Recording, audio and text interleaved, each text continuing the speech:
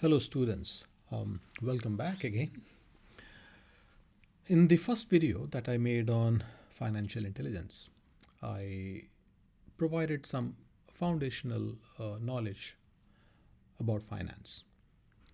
I discussed how the different financial numbers that you see is not just math that reflect objective facts, right? So uh, financial numbers also involve judgment, assumptions, estimates. So a lot of subjective data go into these financial numbers, which means that there can be bias in these numbers. So as leaders, as future leaders, then it is important to be able to understand these biases, these assumptions. And for that, I provided you with a list of 4 questions that you could ask so that you are better equipped at identifying these assumptions, these estimates, these biases, right? So it's not just enough to be skilled in motivating people or to be skilled in influencing in a large groups of people. It is also important to have these critical thinking skills in context of finance. Now, as I had mentioned in the first video, I will repeat again here. The purpose here is not for you to become experts in finance. For that, you would need to take several courses in finance and accounting. That's not the purpose here. The purpose here is to become intelligent consumers of financial information so that you can ask the right questions, so that you can probe deeper and are much less likely to be taken for a ride. So that's the primary focus here. So in this video, we will go through some of those important concepts in context of finance, right? In the first video, we provided the broad overview. Now we will dive a little deeper into some of the specific concepts that you or specific kinds of numbers that you encounter in the context of finance or organizational finance. So that's what we'll do in this video. So let's begin with the income statement. This is perhaps the most important of the financial statements for any organization, right? Because it gives you information about the income, the money that the organization is making. So when let's say you hear a company having made $5 million in profit, you may assume that this number is a concrete number, similar to, let's say, measuring the temperature of the room. That's a concrete number, objective number. So 20 or whatever, 5 millions or $20 million in profit, you might assume that that's the amount of cash that you now have in your drawer or in the bank, right? But no, that's not necessarily true. The key idea is to understand that profit, again, this is something that I have mentioned in the previous lecture as well, that profit is an estimate of performance during a period of time. So it is not simply an objective amount. It's not simply cash that has been counted at the end of the month or end of the year. So it is more of an estimate of how the organization performed. And that estimate will be impacted by numerous factors. So let's start with the timing Um, so every business is operating, constantly operating, right? Sales are happening every day. The costs of running business, that's there every day as well. So money is coming in, going out. These things are happening on a regular basis. But when you are reporting, uh, we have to divide the business into artificial periods like months or quarters, years. Um, so the challenge then is, how do you decide which revenues and which expenses belong to which period? Um, so this is where the matching principle that you see in the slide comes into play. So the matching principle says that the expenses should be recorded in the same period as the revenue they helped generate. So uh,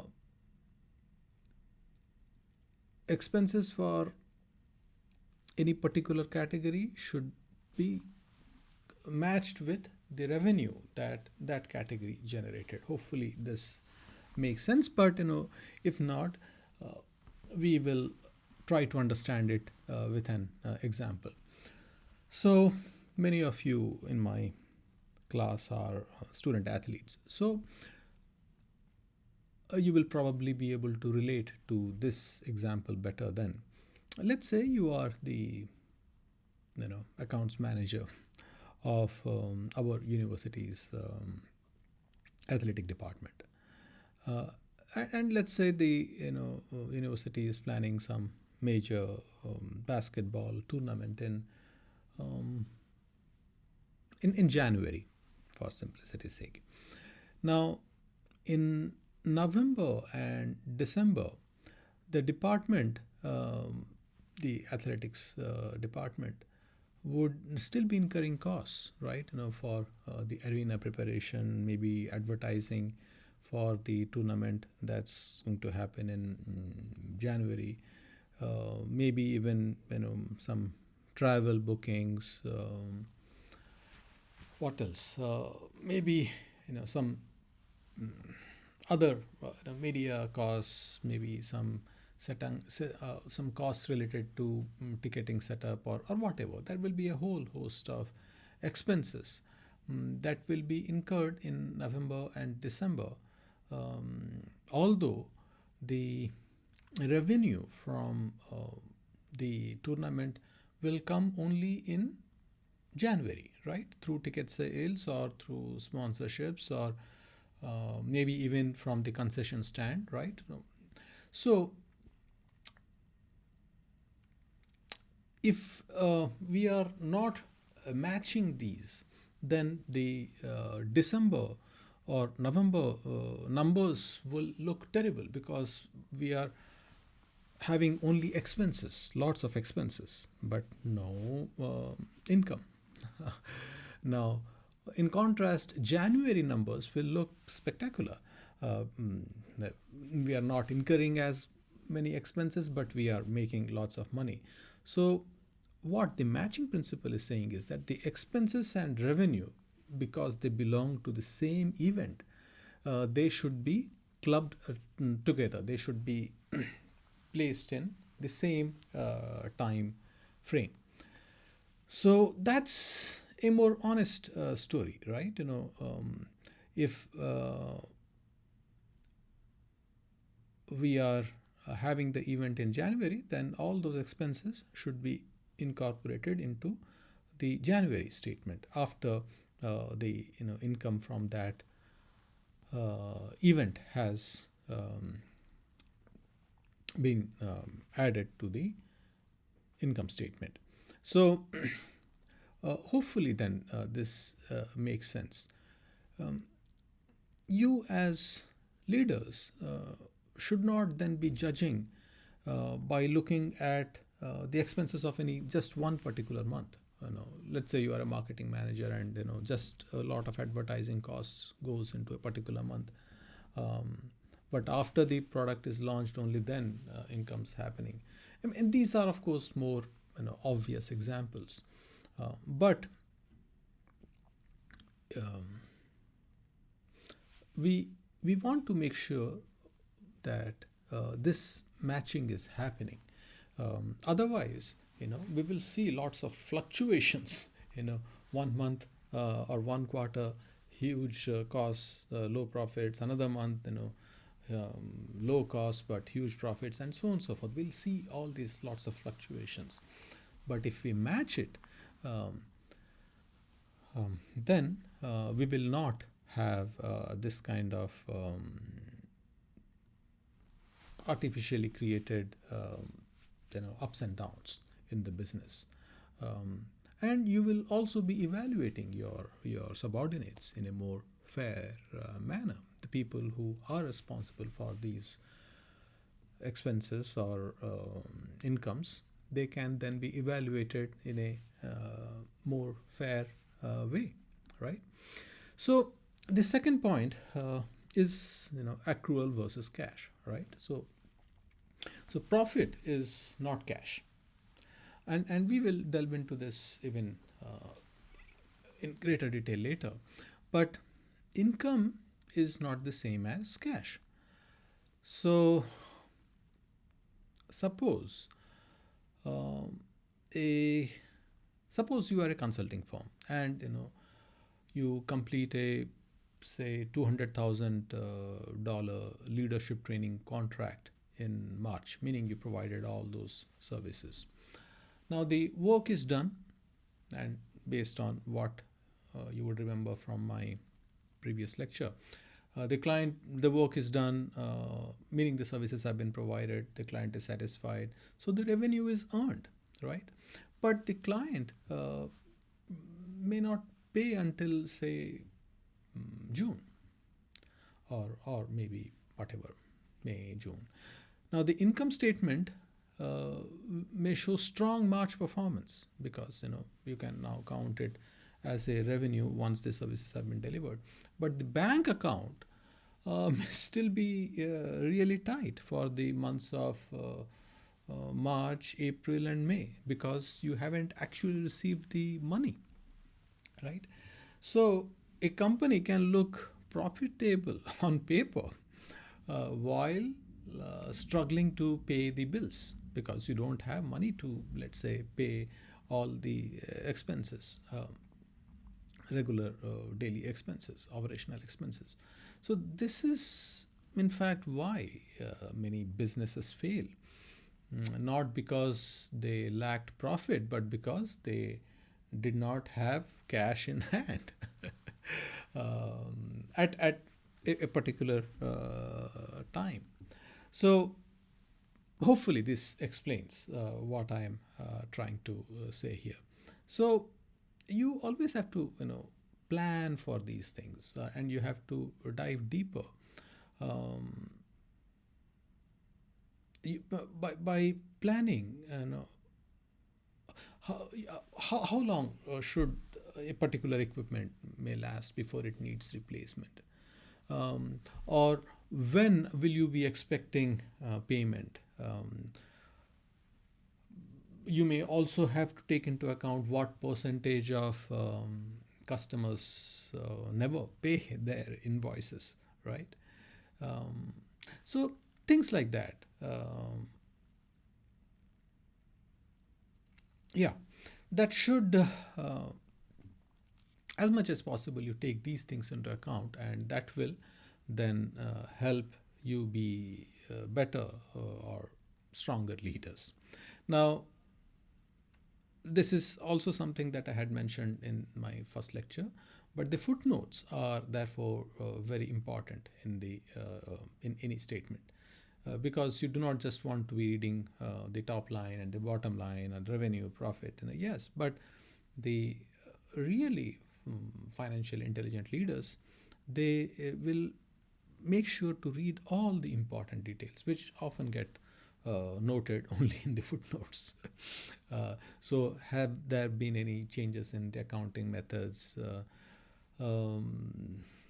Any assumptions for different estimates? What was the timeline for which we are recording revenue or expenses and so on and so forth.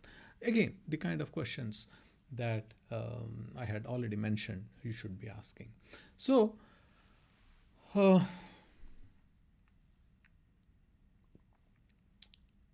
if you see that in the income statement your company is making profit, is that good or bad? Well, profit looks good if but no, you have to dive deeper. You have to ask what period does this reflect, where the revenues and expenses where they matched properly.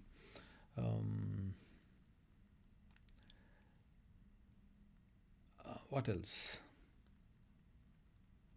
Yeah, how much of this is just accounting income, and how much of actual cash do you have in your bank, right? So anyway, these are the kind of things that you have to make note of in the income statement.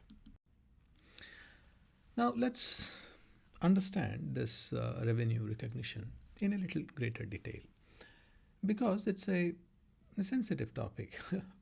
Sensitive topic because we all get excited when we see revenue coming into our business, right?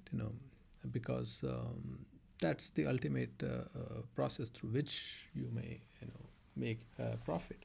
So the more revenue comes, the better it is for the business. So we may be in a hurry to add revenue onto our income statement. And investors like to see more revenue. Executives like to show revenue because that makes their cases for promotion or increments stronger. So this is the major incentive to record revenue as quickly as possible. But again, as I had mentioned in my first lecture, we have a rule that you have to record revenue when you have delivered the goods or services. So, but then that's also has its own set of challenges and problems, because there can be a lot of ambiguity about this. So we will illustrate this through a few examples. So the first example is that of a consulting firm. So imagine you are maybe a leadership consulting firm, right? And let's say you sign a 12-month contract, let's say for $120,000 to help some organization to redesign their culture, or maybe their to develop their train and develop their leaders. So the consultants will start working immediately. They may start interviewing the executives. They may start collecting data. They may do these training workshops and so on and so forth. But the strategic report may be delivered much later, say in the 10th month after the implementation. Now, the rule is that you record revenue when your services have been delivered. Now, when should you recognize the revenue then? Should we divide those $120,000 into 12 months, which would be then $10,000 each month? Or should we maybe, as and when different services are delivered, that part gets recognized as revenue only? Or maybe at the end of the 10 months when you are submitting your strategic report, maybe that's when you should record the revenue. um, Maybe another option could be, for you could have different milestones for the entire set of services that you will be providing, and you record revenue only for those specific milestones that you may decide upon. So in that case, that 120,000 may be divided into 4 milestones or 5 milestones, and so on and so forth. Now, understand that each of these approaches can be argued to be fair and a legitimate approach. There is mm, strong reasons maybe provided for any of these methods. But then this is where the subjectivity comes in, right? The monthly uh, system of dividing it into months may show smooth growth, but when you are doing it into some other, we may see some weak months, maybe some strong months, and some spectacular months, and all those variations will come into play. So uh, this is this subjectivity then becomes a ground for fraud to happen. But even when fraud's not happening, we may see completely different picture based on what rules are used um, to recognize the revenue, right? So and as leaders you have to be aware of these things, because when you tie, let's say, to monthly revenue, people will be pushing to recognize these methods so that their months look stronger or that quarter looks stronger. So a lot of ethical aspects do come into play. Let's go through some quick other examples as well. A gym membership, you may and go to a gym and they may be charging $600 for the year. So again, can the gym call that $600 for January month's revenue when they receive the money? No, not really, right? Because you haven't delivered the services yet. So should you divide it by 12 months? Um, because why should you not include that in the first month itself? Because you haven't delivered the services, right? The gym still owes the customer those 12 months of access to the equipment and the facilities, and so on and so forth. So but that's the illustration of the rule. A little bit more complex case would be, let's say, for a software company, um, where you are providing a software package, but along with that you may be providing some technical support. Maybe let's say $90,000 package, and that includes software access, but also 3 years of say technical support, and maybe also some initial onboarding or training to the employees who will be using this software package. So uh, the customer is paying the entire $90,000, one price for everything. But now then your accounting department has to figure out what part of that 90,000 belongs to the software, what part to the support services that will be going on for 3 years, what part for the training that will be provided to the employees. So depending on how these different pockets are assigned, we may see one part doing really well, one part not doing as well, and so on and so forth. So this subjectivity is one of the primary causes of number one source of accounting fraud as per the SEC data. So companies do what is called channel stuffing. So they may uh, try to ship a lot of, let's say, products in the at coming to the close of the quarter or the annual deadline by which they are trying to show the revenue. Um, but then and they can show a high revenue, but the problem is that a lot of products may get returned, um, and what looks like a strong year or quarter turns out to be not so good when a lot of these products are returned or unsold. Or so this is not smart leadership. So you cannot be borrowing success from tomorrow to have a beautiful um, accounts today. So the key thing to keep in mind is that how do we build a business that is profitable, whose numbers are strong year after year, and not just about how can we hit this quarter's target and show real good numbers, or this year's revenue targets. So, but unfortunately, we see a lot of such short-term manipulation that lead to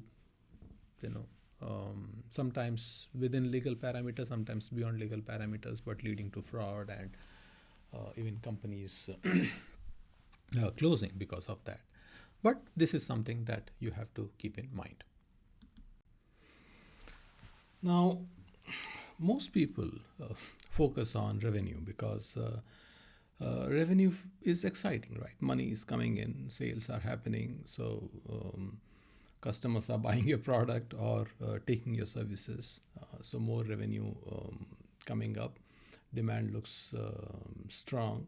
So this is exciting, but that is just seeing one part of the income statement. Along with the revenue, what you need to see is your costs. Now, costs, we are dividing that into two major buckets. So, COGS that you see here refers to cost of goods sold.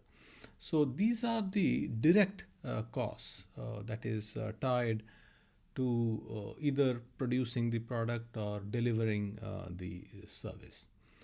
So, let's say if you are running a coffee shop, so your cost of goods sold would be the cost that goes into buying the coffee beans, milk, the cups and lids, and if you, let's say, sell some other associated things like pastries or something, that you the cost of those things. Also, the wages of the staff that is directly involved in making or serving these products. All of these things go into your cost of goods sold. So, and if you are, let's say, manufacturing company, then it would be the raw materials for whatever that you are manufacturing, the factory labor, other production related costs, and so you get the idea. So all those costs that are involved in either directly manufacturing that product or delivering the service, those are the things that get categorized as cost of goods sold. In contrast, the operating expenses, these are the overhead expenses. These are the costs required to run the business overall. So this would include the HR staff, even the accounting department, or maybe the office that you rent out, the salaries of the executives, right? The CEOs and all, the marketing department that may do some research about the market demands, or maybe the IT services department. All these different or maybe even the legal department. So they are not directly involved in either making the product or delivering the product, or serving the providing the service, right? So these are indirect costs. for the company. So they get classified as the operating expenses. So, although even here there can be ambiguity. So, for example, in the coffee shop example, sometimes the wages of staff who are directly involved in preparing the coffee or serving coffee and the food, they are typically included under cost of goods sold, but sometimes they may get included under operating expenses too. um, and both approaches exist, although I think it is more common for direct service labor to be classified as cost of goods sales, especially in the hospitality industry, in the retail industry. That's how it is included. But there can be some good reasons to include it as operating expenses too, right? Because it will simplify uh, the accounts, right? Easier payroll tracking as opposed to having separate for one set of employees who are involved the uh, involved in the manufacturing or delivery of the services, or and another set of payrolls for the HR and administration and all. So there can be valid reasons for either of these classifications, but the key point, especially for leaders, is to be aware where and how are these things classified, because that then gives you ideas about where you need to reduce your costs so that you can have good profit, right? So the cascading kind of diagram that you see in the bottom part of the um, slide shows that you start with revenue. So you want to, of course, increase the revenue. That's something that, of course, all of you will understand makes sense. But then you have to deduct the cost of goods sold to arrive at the gross profit. So this tells you whether the core product or the service that you are selling makes economic sense, right? So if the bakery is selling $100,000 worth of product in a month, and ingredients and the packaging and the labor cost involved in baking and serving, if that is say $60,000, that leaves you with $40,000 gross profit. So this means the bakery's offerings, whatever the cakes and bread or whatever it is that it's offering, it is generating value above the production cost and the delivery cost of those products. So if gross profit is weak, the business model needs attention, right? Because if prices are too low, or maybe if the materials are too expensive, then the gross profit is going to go down in a big way. So you have to be aware of the cost of goods sold in contrast with the what's happening. Why am I getting this?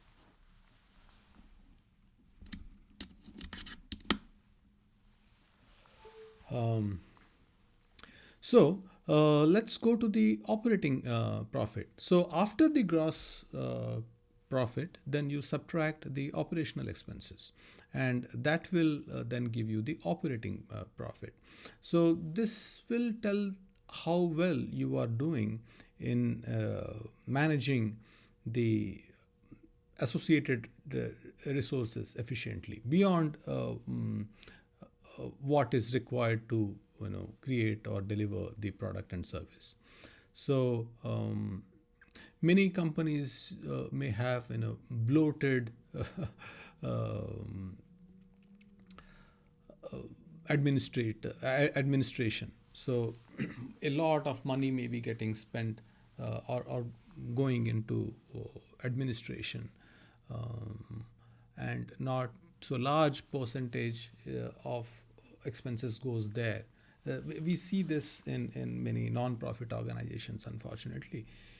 So lot of these funds, they go into these administrative expenses, and very little funds go and benefit the actual recipients of this service. So this applies even to non-profit organizations, not just for-profit organizations, the operational expense part. So